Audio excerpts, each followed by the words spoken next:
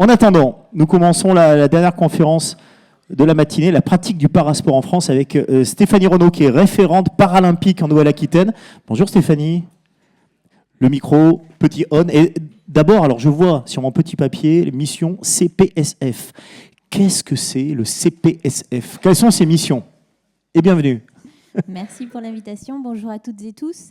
Alors effectivement, je suis référente territoriale pour le Comité paralympique et sportif français. C'est une association loi 1901 et en fait, c'est l'instance sportive, du mouvement sportif qui représente, anime et coordonne l'ensemble des acteurs qui proposent une pratique, qu'elle soit en loisir comme en compétition, une pratique sportive à destination des publics en situation de handicap. Alors, quelles sont les missions précises pour le développement du parasport en France concrètement ? Alors, le comité paralympique, il est très récent, on est tout petit, c'est l'homologue du CNOSF qui vous parle peut-être un petit peu plus sur le versant des Jeux Olympiques. C'est très récent, c'est-à-dire ? Ça date de 1992, il a été créé en 1992, le comité paralympique et sportif français, parce qu'il fallait un seul et même interlocuteur au niveau de l'international sur l'International Paralympic Committee. Il y avait des Jeux paralympiques avant, à Séoul 88 par exemple, mais c'était géré comment alors ?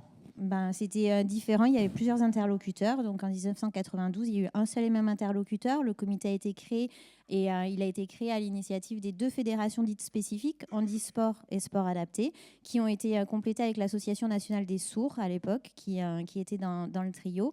Et donc c'était l'interlocuteur unique sur le plan international. Ça le reste aujourd'hui. On est le seul et unique interlocuteur sur le plan international avec l'IPC. Et ça a été légiféré au niveau français dans le cadre du Code du sport. On a été inscrit par rapport à nos deux missions principales que je vais vous citer depuis 2015 dans le Code du sport. La première, c'est la version sur le champ du haut niveau et de la haute performance, qui est l'accompagnement de la délégation sportive sur les Jeux paralympiques. Et ça, on a une direction des sports au niveau de Paris qui travaille vraiment sur ce sujet-là avec l'ensemble des fédérations qui partent. Et la deuxième, c'est plus sur le versant du sport pour tous, et on est sur l'accompagnement des acteurs, qu'ils soient au niveau national ou en territoire, pour accompagner au développement des pratiques parasportives. Parasportives, on l'a évoqué plusieurs fois, les parasports. Donc nous, on entend par parasport l'ensemble des pratiques qui sont à destination des publics en situation de handicap, qu'elles soient loisirs, compétitives, entre pairs, en mixité. En tout cas, c'est une proposition qui est au sens large. Et on œuvre autour de ça quand on dit l'accompagnement de l'ensemble des acteurs. Donc il y a tout ce qui est mouvement sportif fédéré. On a 46 fédérations qui sont membres aujourd'hui du comité paralympique, dont les deux fédérations spécifiques qui occupent une place importante au niveau du comité paralympique, auxquelles sont accolées les 28 fédérations qui sont délégataires. On l'a évoqué rapidement sur la première table ronde et dans l'introduction avec Madame Haribé. Il y a des délégations qui ont été données au niveau des fédérations dites homologues. Et à côté de ça, on a des fédérations qui n'ont pas une délégation spécifique pour la pratique compétitive des publics en situation de handicap, mais qui développent une activité qui accompagne cette pratique-là. Et donc, elles sont aussi aux côtés membres du comité paralympique. Et Stéphanie, quel est votre avis, vous, sur la volonté de certains d'inclure le para dans des fédérations classiques? Vous voyez ce que je veux dire? Complètement. Je vois ce que vous voulez dire. Quel est votre avis? Non, mais disons-le, débattons-en. Débattons-en. Alors, moi, je rebondis un petit peu sur les propos de Riyad tout à l'heure, qui a repris les éléments de Madame la sénatrice. Alors, je ne l'ai pas complètement perçu pareil, ce qu'a évoqué Madame la sénatrice avec ces fédérations qui sont délégataires et la volonté d'aller et d'accompagner ces nouvelles fédérations délégataires.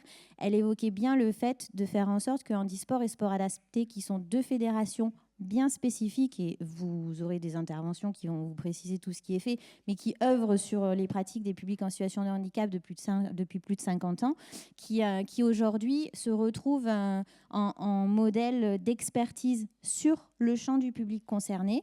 À côté de ça, on a des fédérations dites homologues ou des fédérations disciplinaires qui, eux, ont une expertise sur le champ de la pratique et pas du public en ce sens. Et je le prends plus dans le versant, ces fédérations spécifiques qui ont cette expertise publique peuvent travailler, collaborer en proximité avec ces fédérations dites homologues ou disciplinaires qui ont l'expertise du coup plus disciplinaire, et réussir à nouer ensemble pour avoir une adaptation de la pratique, pour avoir une adaptation du matériel, pour avoir une adaptation sur les contenus d'entraînement d'entraînement et pour aller sur ce champ-là. Ça serait plus dans cette dynamique-là, l'enjeu qu'il y a et le partage en fait. On évoquait qu'il y avait beaucoup de silos dans le cadre du développement des parasports avec des ministères qui traitaient d'un point, d'autres ministères qui traitaient d'un autre. Là aujourd'hui, nous, il ne faut pas qu'on se cantonne à avoir aussi ces silos par rapport à ces fédés, mais qu'on ait vraiment un raisonnement transversal, sachant que dans l'un des objets du comité paralympique, il y a ce travail vraiment en tant que rouage au niveau des différents acteurs. On va avoir un relais et une représentation auprès des acteurs institutionnels pour défendre ce mouvement parasportif. On va avoir un relais en action auprès du médico-social pour amener des éléments ou des projets qui vont pouvoir accompagner et aider au développement de la pratique. Et on va avoir ce relais auprès des fédérations où il va y avoir des champs et des thématiques plus travailler sur des choses spécifiques, avec notamment des outils de recensement des licenciés en situation de handicap qui a été travaillé avec les fédérations, avec des thématiques sur des séminaires qui peuvent être portés et poussés par rapport à un sujet bien précis, avec tout un programme de déclinaison, de formation, d'accompagnement en lien, en proximité avec les 2 fédérations spécifiques pour permettre aux clubs ordinaires d'ouvrir ses portes et d'accueillir. Enfin, voilà, on est vraiment sur ce champ-là et il ne faut pas prendre comme une confrontation en fait quand on dit qu'il y a d'un côté ces 2 spécifiques et des autres les autres fédérations. Non, en fait, on est tous dans le même mouvement sportif, on a tous une finalité, c'est de vouloir faire pratiquer le pratiquant qui est au bout de la boucle et on a tous envie que ce soit fait de manière sécuritaire et de manière à permettre l'épanouissement du pratiquant lui-même. Et il va y avoir des spécificités sur chaque. Les handicaps et les singularités qui sont portées par les personnes, elles vont plus facilement être appréhendées par une fédération qui va proposer une pratique ou par une autre qui va être là vraiment sur un accompagnement par rapport au regard de son expertise. Donc on est vraiment sur un travail collaboratif.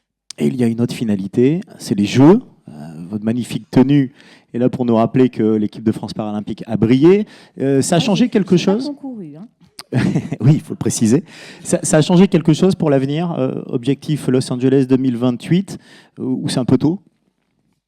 Alors, on évoquait des sujets thématiques. Je ne vais pas revenir sur le fait de tout ce que ça a apporté, les Jeux paralympiques, qui a déjà été évoqué sur la table ronde d'avant. Sur le versant un petit peu plus sportif, nous, on en échange avec notre directeur des sports, justement, qu'est-ce que ça a apporté, quels sont les objectifs, vers quoi il faut tendre aujourd'hui. Et on a un objectif et un pari fort qui a été tenu. Il y avait un objectif d'ambition pour la nation française d'arriver dans le top 8 avec 20 médailles d'or. Aujourd'hui, on est dans le top 8 avec 19 médailles d'or. Il faut savoir pour les personnes qui ne sont pas trop calées super haut niveau, ce qui est mon cas, en toute transparence. Moi, je suis vraiment développement de la pratique pour tous. Mais du coup, sur cette étude-là, la France aujourd'hui, elle obtient cette place au niveau du top 8 avec ses 19 médailles d'or. Mais ces 19 médailles d'or, elles sont en très grosse partie portées par la superbe réussite du cyclisme sur cette discipline-là, avec du coup un gros travail de la Fédération handisport sur ce versant. Mais il faut savoir qu'il y a plus de 45% des épreuves sur les Jeux paralympiques qui sont féminines. Et ces épreuves féminines, aujourd'hui, on n'a pas de réussite et de performance assez massive sur ce champ des pratiques féminines pour venir conforter en fait notre place. Et si on prend le classement de la France au niveau uniquement des disciplines qui sont en pratique féminine, on se retrouve 29e. Donc vous imaginez bien qu'avec quasiment la moitié des cartes en main pour lancer les Jeux paralympiques, de par nous, les perfs qu'on a eues, les performances parasportives des athlètes masculins sont énormes pour arriver à challenger en fait, cette 8e place au niveau des nations. Donc il y a un gros sujet, un gros travail à faire sur l'accompagnement de ces pratiquantes parasportives pour les amener à être performantes. On avait une délégation qui avait un pourcentage plus élevé de pratiquantes féminines au sein de la délégation. On a réussi à passer ce cap-là. Maintenant, il faut réussir à les faire performer. Et du coup, dans cette optique, il y a un séminaire qui va être monté sur l'année 2025 avec le comité paralympique et les fédérations pour qu'il y ait un travail en transversalité sur l'ensemble des fédérations délégataires, du coup, sur la thématique, pour réussir à faire performer et à amener ensemble à faire évoluer la nation. Merci Stéphanie, vous pouvez l'applaudir. Stéphanie Renaud, référente paralympique Nouvelle-Aquitaine, qui passe son micro à sa gauche à Olivier Grain, représentant de la Fédération française de sport adapté. Qu'est-ce qui se passe ? Les filles sont moins performantes dans le paralympique français ? Ah non. Un peu. Elles sont moins représentées, on l'a dit, mais parce que la féminisation de la pratique sportive, je crois que alors elle touche le handicap et les fédés handisport et sport adapté au même titre que les fédés ordinaires, on va dire. Et donc, effectivement, nous, on a des filles qui sont performantes. Aux Jeux paralympiques, on a une délégation qui est relativement faible, mais on a eu une médaille d'argent en lancer de poids. On a eu une médaille d'argent aux Jeux de Tokyo au tennis de table. Donc c'était plutôt... Les filles chez nous sont performantes aussi. Alors, je vous avais préparé quelques petites slides pour expliquer rapidement... Allez-y, Olivier. Ce qu'est la Fédération française du sport adapté. Donc, a été créée en 1971, vous le voyez. Donc, sa mission, c'est de permettre à toute personne en situation de handicap mental psychique, quelles que soient ses capacités, de pratiquer la discipline sportive de son choix. Et donc, elle a en charge d'organiser, développer, coordonner et contrôler la pratique physique et sportive pour les personnes en situation de handicap mental ou psychique. Donc l'idée aussi, c'est de veiller aussi à ce qu'il y ait le respect des principes et des valeurs inscrites dans le projet fédéral et à la charte de déontologie aussi qu'on a signée, qui a été établie dans le cadre du CNOSF, et la valeur éthique, celle qui a été signée et adoptée en 2017 par le CPSF. Il y a combien de licenciés dans cette fédération? Alors, on va passer sur la slide après, j'ai tout le petit détail, on peut passer cette slide pour aller plus vite. Donc voilà, aujourd'hui, la Fédération française de sport adapté, c'est 65 000 licenciés. Après les Jeux paralympiques ou avant? Ce chiffre, c'est aujourd'hui? À date, là. Et avant les Jeux? On était à peu près à 63 000 l'année dernière. On a un petit peu... alors, ce qui est spécial un petit peu au niveau du sport adapté, c'est qu'on a des prises de licence qui courent sur toute l'année, puisqu'en fonction des pratiques qui sont proposées au niveau de la Fédé, il y a des possibilités pour nos sportifs de prendre des licences. On a la pointe de licenciés aux alentours du mois de mars. Il y a eu un boom après les Jeux paralympiques ou pas? Aujourd'hui, c'est difficile à mesurer. Il y a mieux, mais c'est difficile à mesurer. Par contre, l'effet Jeux paralympiques, il a été visible au niveau de la médiatisation, parce qu'effectivement, pour la première fois, il faut savoir déjà qu'on a réintégré les Jeux paralympiques en 2012 à Londres, puisqu'on avait été exclu après la tricherie à Sydney en 2000. Donc on ne va pas refaire l'histoire parce que ça va être un petit peu long. Mais du coup, les Jeux paralympiques, les sportifs du sport adapté ont réintégré les Jeux paralympiques qu'en 2012, après qu'effectivement on ait réussi à se mettre au niveau international d'accord sur un plus petit dénominateur commun pour ce qu'était la définition du handicap mental.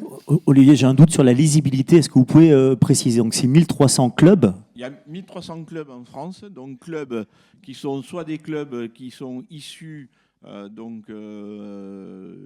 d'établissements médico-sociaux, ou qui sont des clubs qui ont été montés, des clubs sportifs, souvent à l'initiative d'associations de parents. Et on 114. On a de plus en plus de clubs ordinaires qui demandent l'affiliation au sport adapté.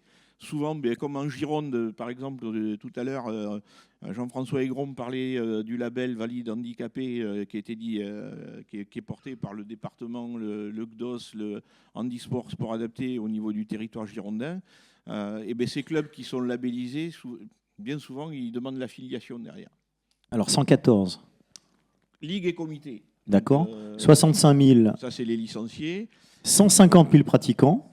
Alors, parce qu'on a aussi des pratiquants en loisirs sur des activités qui sont non compétitives au sein des établissements et d'activités qu'on peut proposer dans le cadre aussi de journées découvertes. Donc, c'est pour ça qu'il y a un petit peu un décalage entre le nombre de pratiquants et le nombre de licenciés. Les licenciés sont ceux qui sont dans les clubs et les pratiquants, c'est ceux qu'on touche à travers nos journées de sensibilisation et de découverte. Alors, 3000 rencontres par an. Ça, c'est ce que proposé au calendrier national sur l'ensemble du territoire.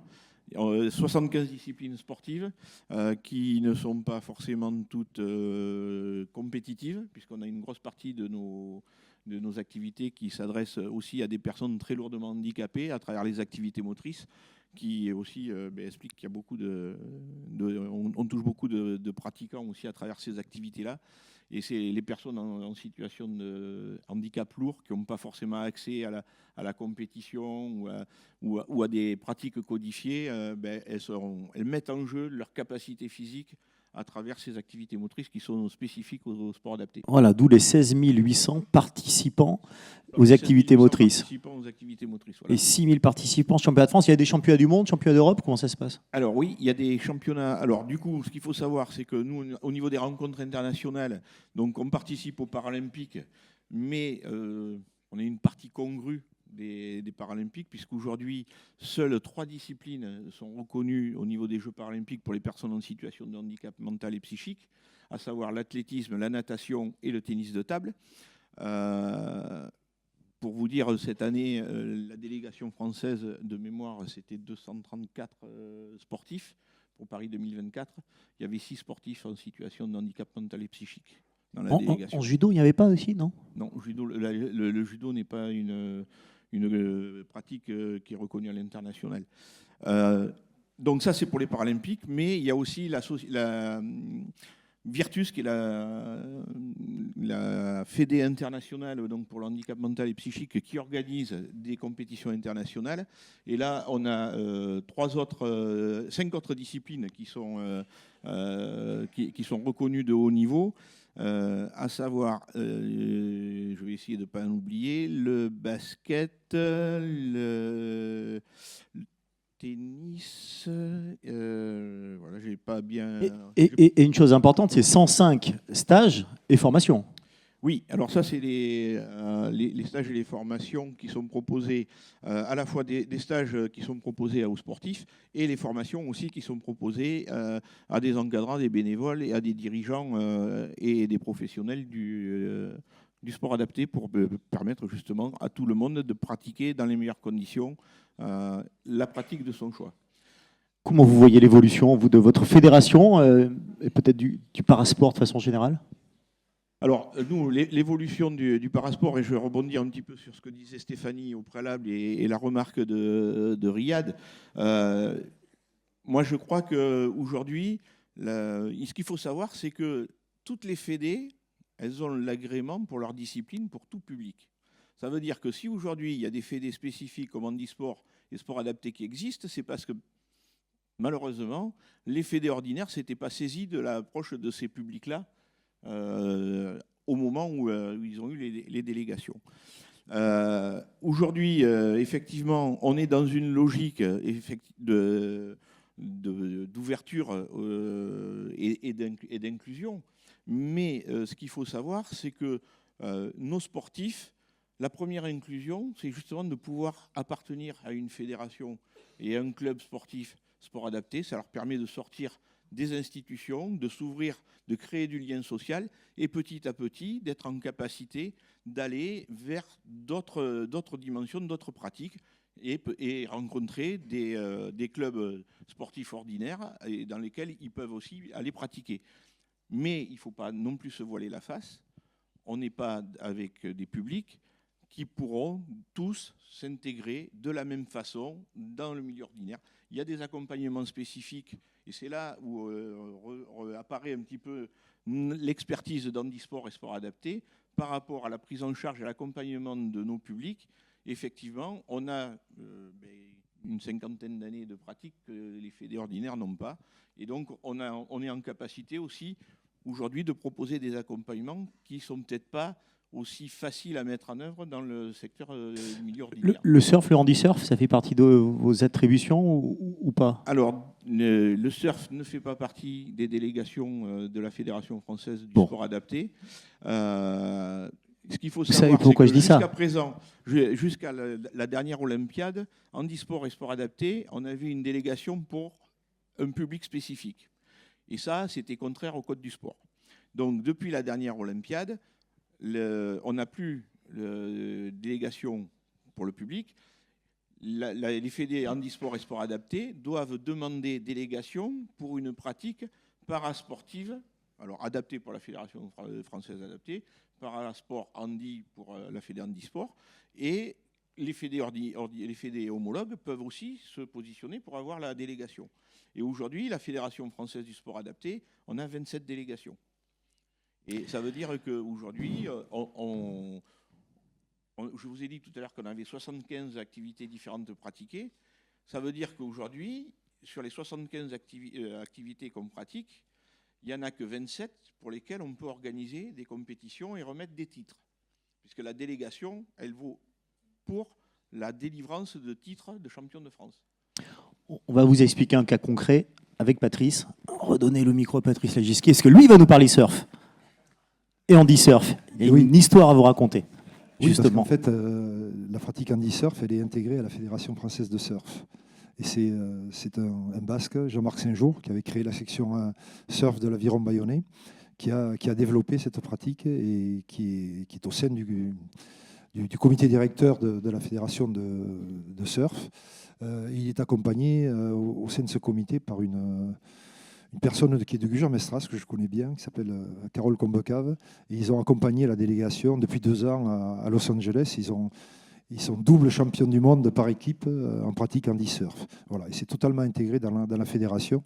Et c'est vrai que c'est intéressant de voir qu'ils ont eu cette capacité à développer cette pratique au sein de la fédération, avec le soutien de la fédération, même si ce n'est pas toujours aussi simple, bien sûr. Mais en fait, l'idée que j'évoquais avec Yves en aparté un petit peu, j'ai un petit peu œuvré au sein de la Fédération de sport adapté il y a bien longtemps, mais pendant très peu de temps, j'avais accepté assez rapidement de partir entraîneur à Biarritz, donc je n'avais pas pu continuer.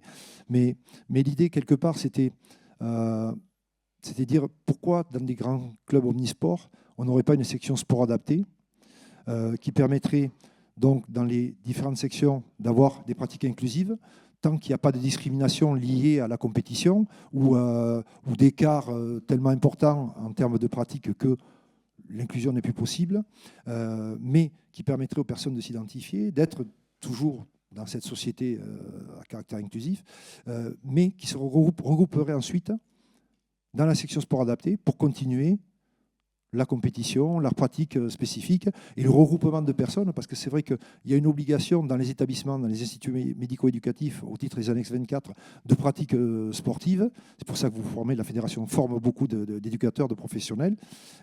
Sauf que dans les établissements, il est difficile d'avoir l'accès aux installations et il est difficile aussi de regrouper suffisamment de personnes pour certaines pratiques. Donc c'est pour ça que la Fédération Sport Adapté a son rôle, mais que des grands clubs comme ça pourraient éventuellement porter ce type de projet. Pardon. Merci Patrice. Alors effectivement, ça existe dans certains clubs. Ce n'est pas généralisé, mais on a quelques exemples. Je pense ici en Gironde en particulier, on a le SAM Cohésion Sociale qui a créé une entité cohésion sociale qui, Béatrice pourra peut-être vous en toucher deux petits mots tout à l'heure.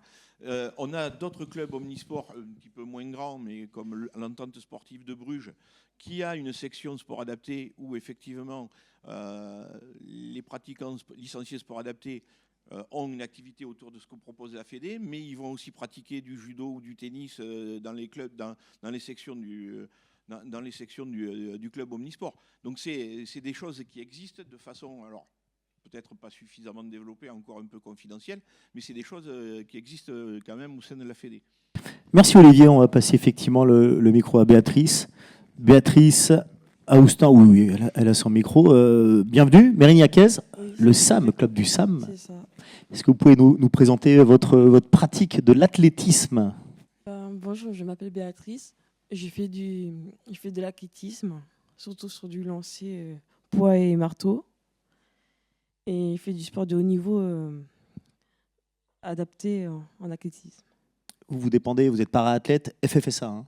Oui, c'est ça ? Exactement. Racontez-nous le quotidien d'une lanceuse. Alors, poids et marteau, hein, c'est ça ? Oui, ça m'arrive aussi faire du sprint, mais je suis plus sur du lancer.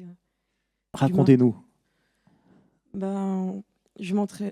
Au niveau entraînement, je m'entraîne 4 fois par semaine. Plus sur du lancer marteau. Du coup, on va dire mardi, mercredi et jeudi, ce serait du lancer, poids et marteau. Et le vendredi, ce serait plus musculation. 2 fois, ça peut être du sprint ou du lancer aussi. Le SAM, c'est le club omnisport, le club phare de Mérignac. Comment vous vous sentez au sein de ce club? Il y a beaucoup d'athlètes, des para-athlètes? En fait, dans le sport adapté, on va dire que c'est tous les clubs, mais au moment que c'est une compétition entre nous, on va dire on se bat entre nous. Mais si c'est une compétition internationale, ben, on serait dans la même équipe et en équipe de France. Vous côtoyez les athlètes non para, les athlètes valides, classiques, je ne sais pas comment vous voulez le nommer, au sein du SAM sur les sessions d'entraînement? Vous vous entraînez entre para-athlètes? Ah non, moi avec mon club, je m'entraîne avec un club FFA, un club normal. Et par rapport au stage, avec le sport adapté, c'est plutôt les stages une fois par mois. Ça peut être sur les 3 jours. Et après, si c'est pour des compétitions, on a une semaine de stage préparation de compétition et une semaine enchaînée pour les compétitions internationales. Dans le club au quotidien, vous sentez plus d'inclusion? Ça va dans le bon sens? Vous voyez des améliorations? Ben oui, pour moi le sport, ça me permet de m'ouvrir un peu, du coup, et aussi faire du sport de haut niveau, ben ça me fait beaucoup d'expérience et ça me donne envie d'avancer au niveau du sport de haut niveau, du coup. Voilà. Vous avez quel objectif? Vous êtes au niveau international? Ben je suis en élite et je suis championne du monde en Australie en 2019. j- Et, et, et je suis championne de France FFA à Saint-Provence, que j'ai battu 2 fois mon record au marteau et au poids. Donc c'est là qui m'a permis de me qualifier au Japon, au Kobe, pour une qualification NGO, malgré que j'ai pas réussi à être qualifiée. Mais au moins, je suis... en moi, je suis pas venue pour rien, et c'est-à-dire que j'étais capable d'aller jusqu'au JO, et c'est prévu pour en 2028 à Los Angeles. Ah, c'est le plan. Los Angeles 2028. On vous suivra, bien sûr. C'est-à-dire il a manqué que quelques centimètres à Béatrice pour pouvoir participer au JO cette année, mais ce n'est que partie remise et c'est une athlète prometteuse. Bien sûr, on l'applaudit. Béatrice, tu peux passer ton micro à Antoine. Antoine Besnier. Ça se dit Beignet. Allez, on dit Besnier. Bonjour à tous. Représentant de la section RF de drop de béton. Alors, Oui. Nous t'écoutons, Antoine. Qu'est-ce que c'est la section RF drop de béton? Donc la section rugby fauteuil, je sais pas si... On va te voir tout à l'heure en démonstration d'ailleurs entre midi et 2 ou pas? Je sais pas si c'est prévu que je rentre dans mon fauteuil. Non. C'est Cédric Dubord qui va gérer cette démonstration. Restez bien là, Ouais. entre midi et 2. Parce que oui, ça commence par là, le rugby fauteuil. C'est du rugby en fauteuil. Pour pouvoir faire cette pratique, on a besoin de beaucoup d'accompagnants pour pouvoir déjà se préparer, s'équiper. C'est pas un fauteuil classique, hein? Non, c'est un fauteuil, vraiment un fauteuil adapté. Riyad en parlait tout à l'heure, c'est des fauteuils sur mesure. Déjà, mon fauteuil de ville, ça se voit pas forcément, c'est un fauteuil sur mesure. Le député en parlait pour être plus confortable dans la vie de tous les jours. On a besoin d'un fauteuil sur mesure. Et voilà, ces fauteuils sur mesure, le prix d'achat, c'est autour de 5 000 €. Et les fauteuils base Sécu, on va dire ça, c'est plus pour des personnes qui sont en perte de mobilité en fin de vie. Et c'est ces fauteuils-là qui sont remboursés à 600 €. Ce fauteuil, 5 000 €, base de... C'est ça? Même plus que ça. Même plus? Mais on va dire un fauteuil qui devient un fauteuil plus adapté pour une personne qui veut rester. On appelle ça des fauteuils actifs, en fait. c'est des fauteuils, on va dire, qui sont faits pour avoir une certaine légèreté. Sur mesure. Ouais, voilà, c'est une ça. certaine rigidité aussi, et qui peuvent durer 4-5 ans, quoi. Et pas de remboursement, c'est ça? La base de remboursement ne te concerne pas? La base de remboursement, elle est à un peu plus de 600 €. Et après, c'est complété par les mutuelles et après par, on va dire, un certain nombre de dossiers pour les personnes qui ont des dossiers qui sont reçus, qui sont éligibles à ces dossiers. Mais souvent, il reste à charge, il y a une partie qui reste à charge du bénéficiaire, des fois plusieurs milliers d'euros, quoi. Le rugby fauteuil à drop de béton. Alors, vous êtes combien? Vous jouez quand? Comment? Entraînement, etc. Est-ce que Patrice Agisquet, vous allez le recruter comme coach là, pour aller gagner la Coupe du Monde? On en est où? On a déjà un coach qui fait partie. Il est là. Qui fait partie. Cédric Dubord. Exactement. Qui Non, fait partie. Parle-nous de la section rugby fauteuil de drop de béton d'ailleurs. Si tu as quelques chiffres, vous êtes combien? Alors, on est, cette année, on doit être 13 pratiquants.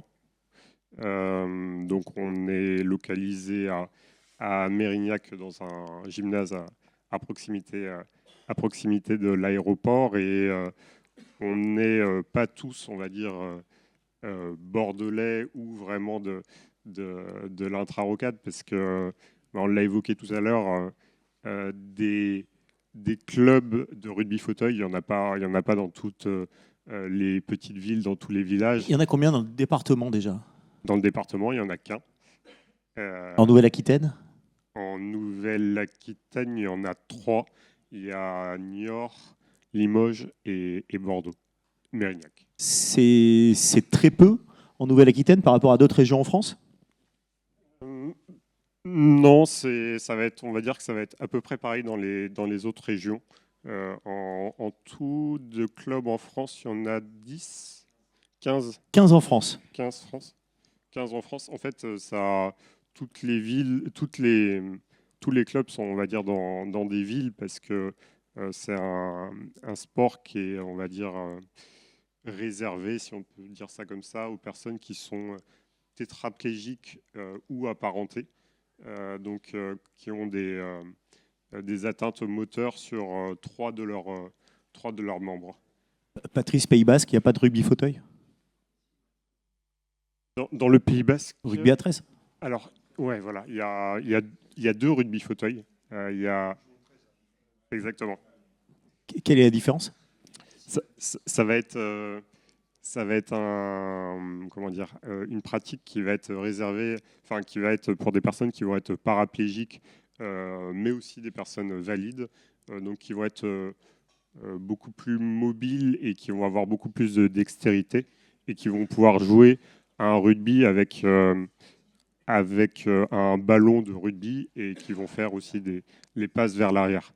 Alors que nous, le rugby fauteuil que l'on pratique, il a le nom de rugby fauteuil, mais dans la règle, c'est pas exactement les mêmes règles. Hein. L'état d'esprit va être celui du rugby, dans le sens où on va avoir comme objectif de passer la ligne de terrain adverse, et qu'on va avoir des contacts. Alors là, ça va être des contacts uniquement entre les fauteuils, mais par contre, au niveau des règles, elles vont être pour certaines assez éloignées, parce qu'on va avoir droit aux passes vers l'avant notamment, et on va avoir un rythme de jeu qui va être complètement différent, avec 40 minutes pour passer à la ligne adverse, donc 40 secondes. Donc oui, 40 secondes, ça va beaucoup plus vite. Donc ça va se rapprocher du rythme du handball, par exemple. Très bien. Est-ce que tu vois un axe d'amélioration, d'évolution pour le rugby fauteuil à l'avenir? C'est l'accessibilité peut-être qui pose problème, parce que tous les joueurs de l'équipe viennent en majorité de l'extra-rocade, c'est-à-dire vraiment du département. C'est ça qui peut poser le plus gros problème au développement? Oui, on va dire que c'est multifactoriel. Il y a, pour le développement du rugby fauteuil, il y a plein d'éléments qui rentrent en compte. Mais oui, un des éléments, c'est les moyens de déplacement des pratiquants, parce que il faut pouvoir venir à l'entraînement, venir à l'entraînement sur le créneau que l'on a de réserver pour la pratique qui est pour nous plutôt tôt parce qu'on commence l'entraînement dès 17h15. Et Donc toi, tu es personne... indépendant en voiture? Tu es indépendant, tu peux venir seul? Oui, j'ai mon propre véhicule adapté. Mais Ce qui n'est peut-être pas le cas de tous les joueurs. Exactement. Mais ça veut dire que certains joueurs, ils partent de chez eux pour venir à l'entraînement vers 16h.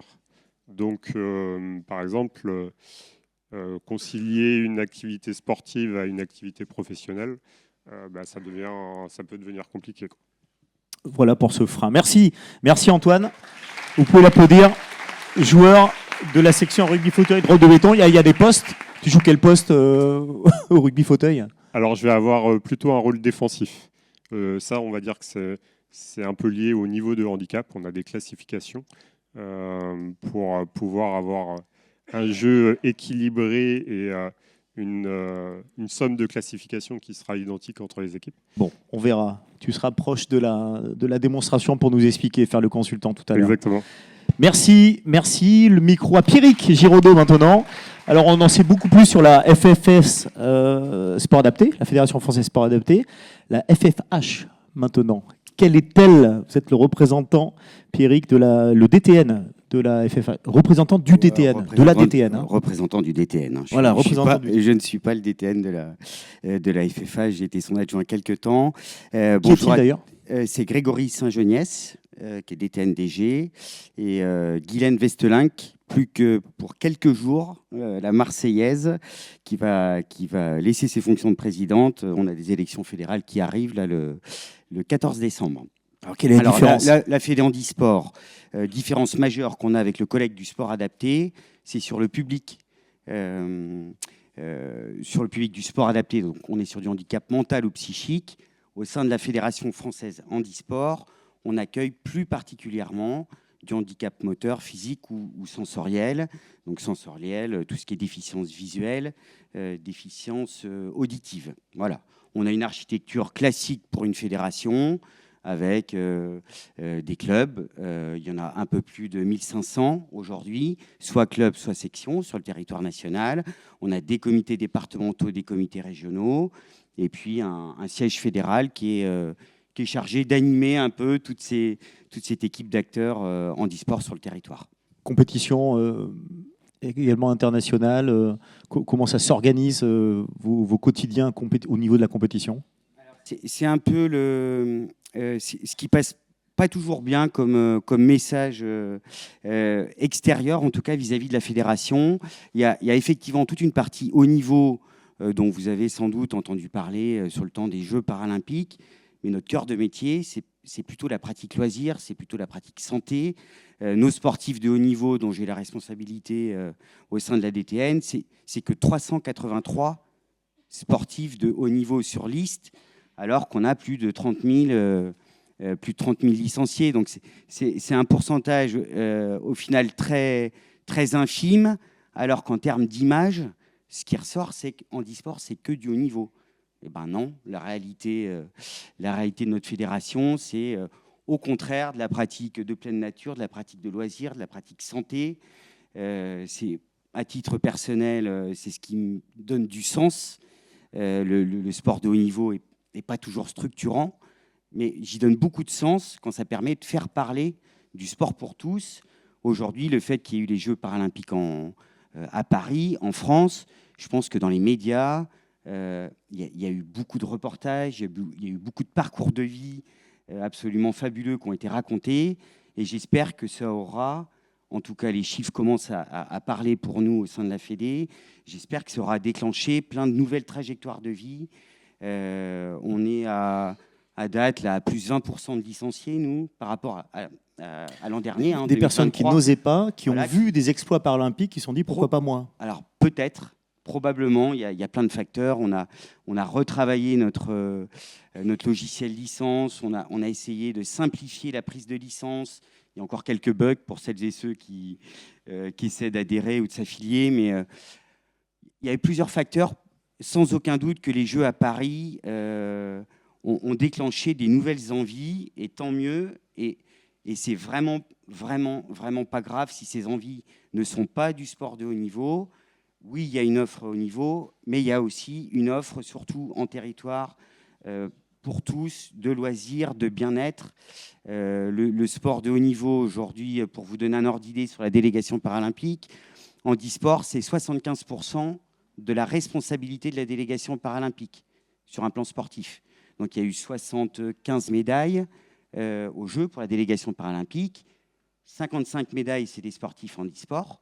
Sur les 19 titres qu'évoquait la collègue du comité paralympique, c'est nous 14 titres en e-sport. Donc oui, il y a une partie haut niveau qu'on ne peut pas renier, mais si on fait un prorata entre nos 380, 400 sportifs de haut niveau et nos 30 000 licenciés, vous vous rendez bien compte qu'il y a un delta qui est très important et qui est notre cœur de métier. Et quel est votre avis, vous, sur la délégation du parasport dans des fédérations valides? Ça dépend si on a envie de déjeuner ou de pas déjeuner sur le développement de mes arguments. Essayons de simplifier les choses. Alors, très... C'est pas possible, d'ailleurs. Non, alors d'une part, c'est pas possible. Et puis, le sujet est très complexe. Ne se résumera évidemment pas à mon point de vue. Pour ce qui me concerne, j'ai le sentiment, en tout cas, qu'on oublie trop souvent ce pourquoi les fédérations œuvrent. C'est pour le pratiquant, pour le licencié.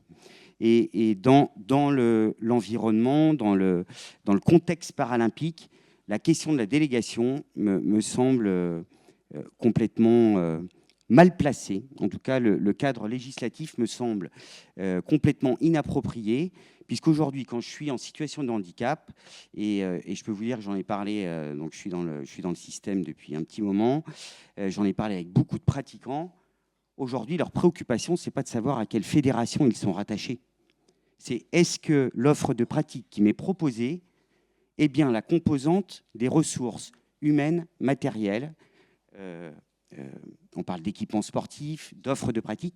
Est-ce que j'ai bien le meilleur qui me correspond? Si demain, Antoine, à Drop de Béton, il peut bénéficier du savoir-faire technique, tactique, peut-être de la fédé de rugby, qu'il peut bénéficier du savoir-faire des cadres qui ont œuvré depuis très longtemps sur des licenciés qui ont le même type de pathologie que ce qu'il a. Et tant mieux. Tant mieux. Son quotidien de sportif, puisque c'est d'abord pour ça que l'État confie aux fédérations une mission de service public, tant mieux si les meilleures ressources lui sont mises à disposition. Aujourd'hui, le cadre législatif tel qu'il est écrit par le Code du sport, je l'ai rédigé moi dans les bilans dès Londres 2012, où nous n'avons pas été performants aux Jeux paralympiques. Dans les éléments de contexte, y compris si on a balayé devant notre porte à Handisport, j'ai tout de suite indiqué que une des explications de l'absence de titres à Londres, on a fait 8 titres alors qu'on avait 24 champions du monde, un taux de transformation de 24 champions du monde à 8 titres paralympiques, c'est pas bon. Donc on a dû s'expliquer. Un des éléments d'explication, c'est dit en fait qu'on n'a pas réussi à mettre autour de la table les meilleurs cadres humains. Je parle des cadres entraîneurs, préparateurs physiques, préparateurs mentaux. On n'a pas été en capacité de mettre les meilleurs météorologues. À l'époque, on avait la voile pour avoir le météorologue de la FFV à nos côtés sur un même site paralympique que le site olympique. Ça a été une addition de réunions, puisque j'étais DTNA à l'époque, chargé du haut niveau, pour aboutir à quelques informations qu'on a réussi à glaner, parce que humainement, on se connaissait et on s'entendait bien. On s'est dit, c'est pas possible qu'un Damien Seguin, on peut lui faire un petit clin d'œil d'ailleurs, ou un Bruno Jourdain, n'ait pas les infos nécessaires pour être performant au jeu.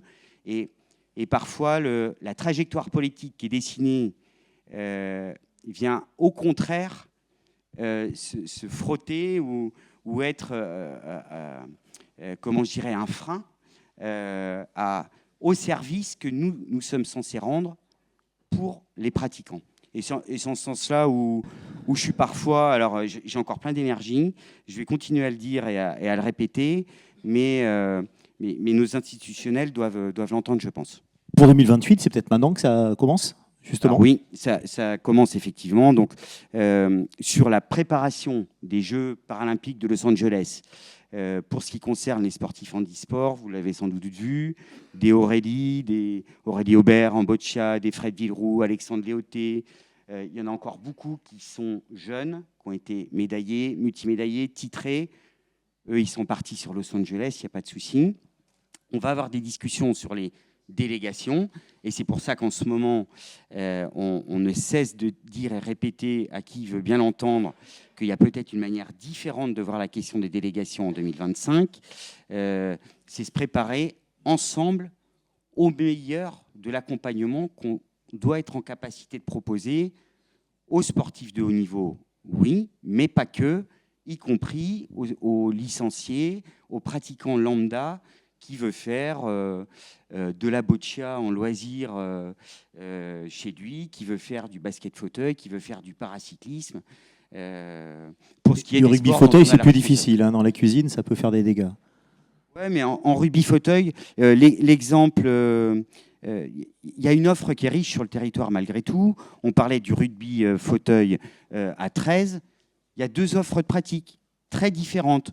Eux, c'est plutôt le murder ball, si je peux me permettre l'expression. C'est des fauteuils futuristes.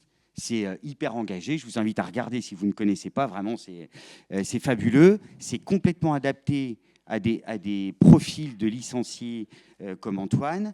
À l'inverse, il y a une autre offre qui est différente sur le rugby, qui est gérée par la Fédération française de rugby à 13, qui n'est pas gérée par nous, mais à la limite, peu importe. Et cette offre-là est peut-être plus inclusive et correspond à des pathologies moins lourdes. Donc il faut que chacun essaie de trouver bonheur à la casa, je ne sais plus comment est l'expression là, mais que chacun trouve bonheur chez soi. Chaussure à son pied. Chaussure à Ce sera plus simple. Merci beaucoup, Pierrick. Vous pouvez l'applaudir.